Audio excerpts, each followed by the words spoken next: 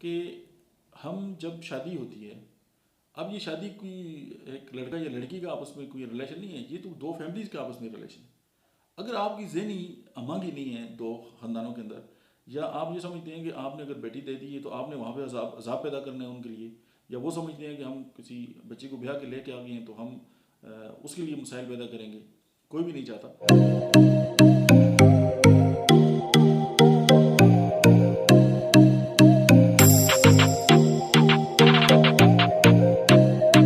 بسم اللہ الرحمن الرحیم، السلام علیکم۔ میرا نام ڈاکٹر احمد اعجاز ہے اور میں right institute of mind sciences and smiley homeo clinics Abbott سے آپ سے بات کر رہا ہوں۔ آج میں آپ سے اپنی پریکٹس کے دوران ایک بڑا ہی ایک زبردست قسم کا واقعہ تھا، وہ میں آپ سے شیئر کرنا چاہتا ہوں۔ وہ ایسے تھے کہ 1999 میں جب میں نے کلینک سٹارٹ کیا تو میں فرسٹ ٹائم جو ہے وہ فارماسیوٹیکل میں جاب کرتا تھا، اور سیکنڈ ٹائم جو تھا وہ کلینک تھا۔ تو 2-3 بجے کا ٹائم تھا کہ مجھے کال آئی، چونکہ کلینک گھر کے اندر ہی ہم نے ایک پورشن میں بنایا ہوا تھا کہ کچھ پیشنٹ ہیں وہ گھر کے باہر آپ کا انتظار کر رہے ہیں۔ تو میں گھر جلدی آ گیا، تو ان کو میں نے کلینک میں بٹھایا۔ جو ہی بات سٹارٹ کرنے لگا تو وہ جو ایک ینگ لیڈی تھی وہ زمین پہ گر گئی کرسی کے ساتھ ہی۔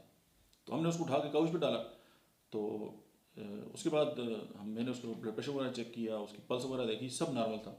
اور اس کے بعد کچھ سائن ہوتے ہیں جس میں ہم پتہ چل جاتا ہے کہ واقعی کوئی ایشو ہے یا کوئی اور معاملات ہیں، لیکن وہ کوئی ایسا مسئلہ نہیں تھا۔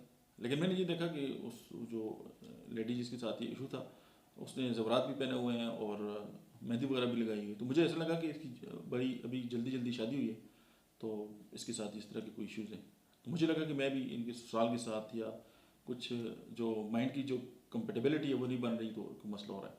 تو میں نے ان سے پوچھا کہ آپ ان کی کیا لگتی ہیں؟ تو انہوں نے کہا کہ میں تو اس کی ماں ہوں، میں نے کسی ساس کی طرح۔ تو اس نے تو ان کو بہت سنائی اور بڑی توہین آمیز لہجہ تھا ان کا، اپنے جو اس بچے کی ساس اور ان کی اپنی بہن تھی، پتنی جو بھی کزن تھی، اس کے بارے میں۔ تو میں نے ان سے یہ کہا کہ یہ جو آپ کی بیٹی ہے اس کو بڑا سیویئر ایشو ہے، اور اگر آپ اس کو چاہتے ہیں تو اس کے لیے ٹریٹمنٹ جو ہے وہ کسی بڑے سٹی میں ہو سکتی ہے، بعد میں تو اس طرح پاسبل نہیں ہے۔ تو میں نے ان کو ٹھیک ٹھاک ڈرا دیا۔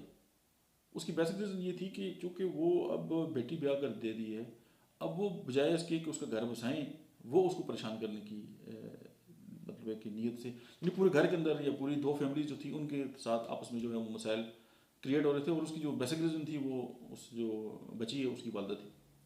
تو باتوں میں پتہ چلا کہ ان کے جو ہسبینڈ ہیں وہ کسی بڑے شہر میں ہوتے ہیں، تو وہاں پہ وہ جاب کے سلسلے میں چلے گئے۔ تو اس نے خیر اس کی بھی ٹھیک ٹھاک کلاس لے لی۔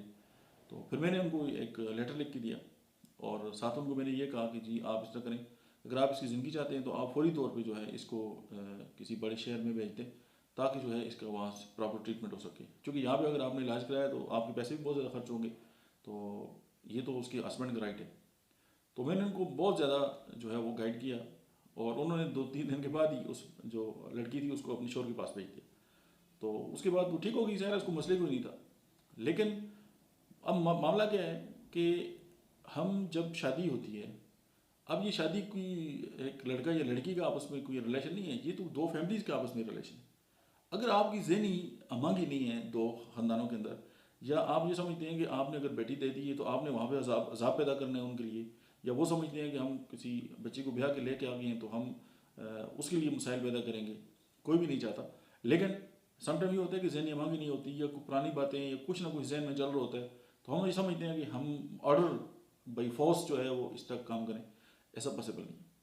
اسی دوران ایک اور ایشو سامنے آیا کہ کلینک میں کچھ میرے پاس ایک فیملی آ گئی، تو اس میں یہ تھا کہ اولاد نہیں تھی، بے اولادی کا مسئلہ تھا۔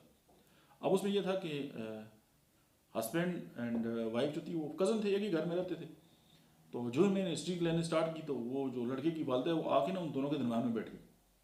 تو میں نے اس سے پوچھا جی آپ پہلی بات تو یہ کہ بغیر اجازت کے اندر آ گئی ہیں چیمبر کے اندر، جو کہ اخلاقی طور پہ بھی غلط ہے۔ دوسری بات ہے کہ آپ کو بلایا کس نے؟ اس نے کہا نہیں، ان کے بارے میں آپ کو سمپٹم بتاؤں گی۔ میں نے کہا چونکہ ان کی بیماری کی وجہ یہ آپ ہے، اگر آپ ان کو تھوڑا سا اگر آسان زندگی گزارنا دیں گی تو مجھے امید ہے کہ ان کی اولاد بھی ہو جائے گی، لیکن چونکہ آپ ان کو اکیلا بھی نہیں چھوڑتی، آپ ان کو تنگ کرتی ہیں، یہ ریزن ہے۔ اس کے بعد یہ ہوا کہ میں نے ان کے ہسبینڈ کو بلا کے کہا کہ یار خدا کے واسطے اپنی جو بیگم ہے اس کو قابو میں رکھو، اگر آپ چاہتے ہو کہ آپ کی جو فیملی ہے وہ بہتر طریقے سے چلے۔ اب ہم سمپل، آپ اگر غور کریں، جائزہ لیں، ہم اپنے اندر انسائڈ جو تھوڑا سا جھانک لیں، اس میں کیا ہوگا؟ ہم خود ہی بہت ساری بیماریوں کی وجوہات ہوتے ہیں. اب دیکھیں پوری باڈی کو کیا چیز کنٹرول کرتی ہے؟ ہمارا برین. ہمارا برین کا برین تو نہیں ہوتا، ہمارے برین کو جو چیز کنٹرول کرتی ہے وہ ہمارا مائنڈ ہے. اب مائنڈ کیا ہے؟ ہمارے سوچنے کی صلاحیت کا نام ہے.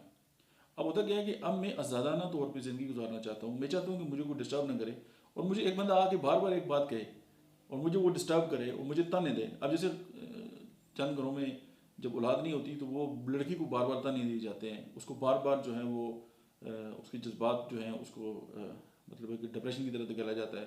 اب ظاہر ہے وہ بول بھی نہیں سکتی، وہ جب اسپریشن میں چلی جاتی ہے تو ظاہر ہے جب اس کا ہارمون سسٹم ڈسٹرب ہوگا تو آپ کا کیا حال ہے؟ کیا اولاد پاسبل ہے؟ نہیں. اب ہم تانے دے کے اولاد حاصل کرنا چاہ رہے ہوتے ہیں. اب آپ ایک اور بات دیکھیں کہ اگر ہماری اولاد کو یہ حق دیا جائے کہ وہ اپنے والدین خود چنیں، تو کیا ہم اتنے ایسے ہیں کہ وہ ہمیں چنیں گے؟ یہ سوال ہر بندہ اپنے آپ سے بھی پوچھ سکتا ہے. اس کی بیسک ریزن یہ ہے کہ ہم بجائے اس کے کہ ہم ان کو گائیڈ کر رہے ہوں یا ہم ان کو فیسیلیٹیٹ کر رہے ہوں یا ہم ان کو آگے بڑھنے میں مدد دے رہے ہوں، ہم ان کے پر کاٹ رہے ہوتے ہیں. اور اس میں سب سے جو امپورٹنٹ رول ہے وہ ہمارے الفاظ کے. ہم یہ سمجھتے ہیں جی کہ ڈائبٹیز سے اتنے لوگ جو ہیں وہ مر گئے، یا ہائپر ٹینشن جو ہے اس سے بلڈ پریشر، اس سے اتنے لوگوں کو نقصان ہو گیا. لیکن سب سے زیادہ جو قاتل جو چیز ہے جس کی ہم فکر نہیں کرتے وہ ہمارے الفاظ ہیں. اور الفاظ سے بھی زیادہ ہمارا لہجہ ہے، اور لہجے سے بھی زیادہ ہماری باڈی لینگویج ہے. یہ جو دو واقعات ہیں وہ میں نے سامنے اس لیے آپ کے سامنے پیش کیے کہ آپ بھی دیکھ لیں کہ کیا کسی ہماری وجہ سے، ہمارے الفاظ کی وجہ سے، ہماری باڈی لینگویج کی وجہ سے، ہماری جو الفاظ ہیں ان کی ٹونیلٹی کی وجہ سے کیا کسی کی زندگی جو ہے وہ اجیرن تو نہیں ہوگی. That's it. آج کے لیے اتنا ہی. آپ کو بہت بہت شکریہ.